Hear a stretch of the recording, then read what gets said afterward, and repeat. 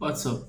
So I've been thinking about a particular way of doing things regarding like energy, the way we build our homes and the way we build our homes to use energy and the source of energy that our homes are designed to use. Okay, and I just thought about something. Most of our energy usage in homes are usually used to heat up stuff. Okay, like ironing, microwaving, water heaters,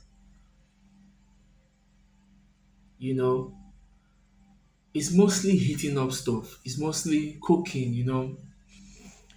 And the traditional way of harnessing the sun's heat in the sense of actual heat, um, the only device that does this is solar water heaters. Okay. And basically it uses the sun's rays to and lenses to focus the sun's rays surface area that heats up the water, and that's fine. What if there was a device that could actually store the heat energy and transfer it to a point dedicated for ironing clothes and maybe not for cooking.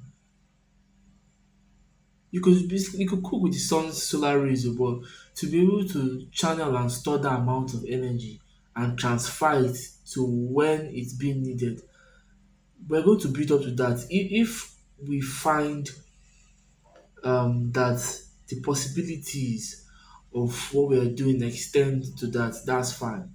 But at least you should be able to store heat enough and transfer for ironing of clothes and heating of your water at home.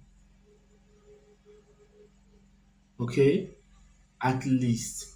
The reason why it can't work with traditional solar water heaters is that your water solar water heater cannot transfer heat to an electric iron. It can, and the way it delivers heat to your house, it heats up the water using the sun's rays, and the water gets used by you.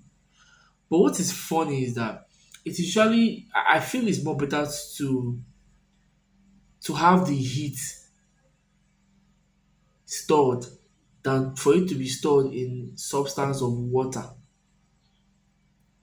There's a company here that makes tankers that basically focuses the sun's ray. They do three in one. They call it I've forgotten the name of the company. What they basically do is that they will focus the sun's rays across the day using a lens that heats up a block, a brick. The cost of energy was like very low, lower than solar panels, in fact. So they heat up the brick. Then later along the day, when you need that energy, I think there's a fan that blows the heat of the brick, and um, somehow it converts the heat energy of the brick to electric energy using fan or whatever means that it does. But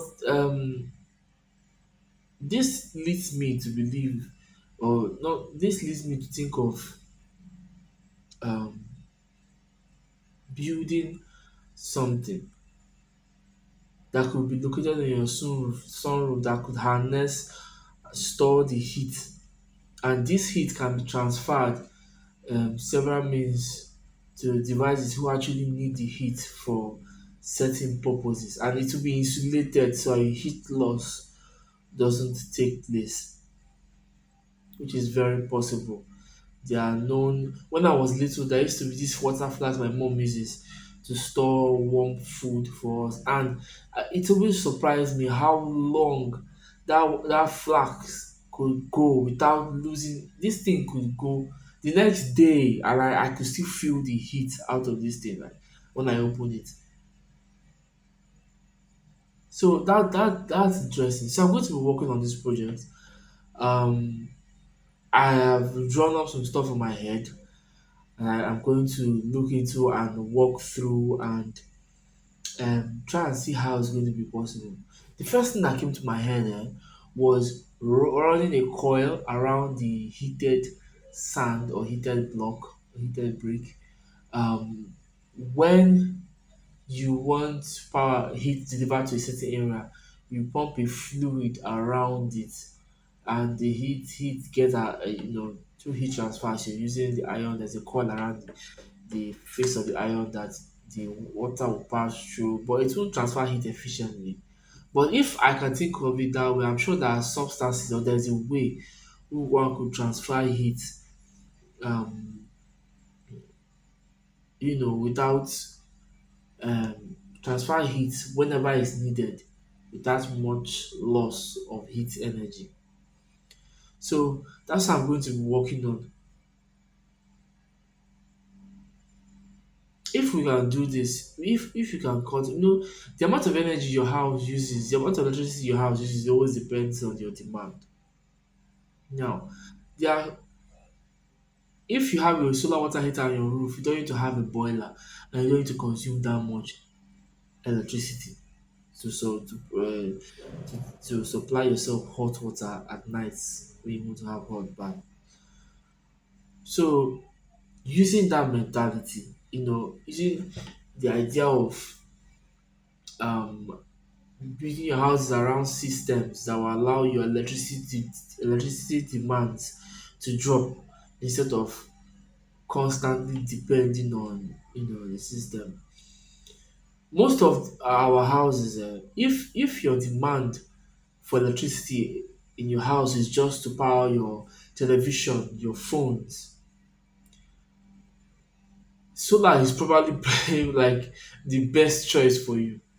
The reason you should never get a generator is if you want to power fridges, um, air conditioner, because the solar setup to meet that demands are usually really large, consistently meet that demand.